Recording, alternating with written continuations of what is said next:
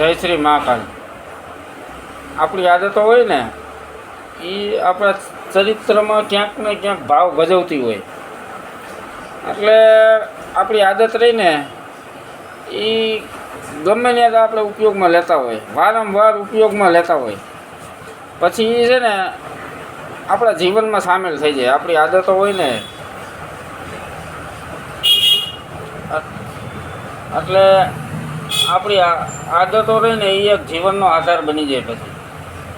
એટલે કેવી આદત, શું કરવી આદત, એ તમારે વિચારવાનું. આવવાના જેવું છે. દૂરથી તમને બધું આમ જોવા મળે ને તો તમારા અલગ અલગ તર્ક મળે.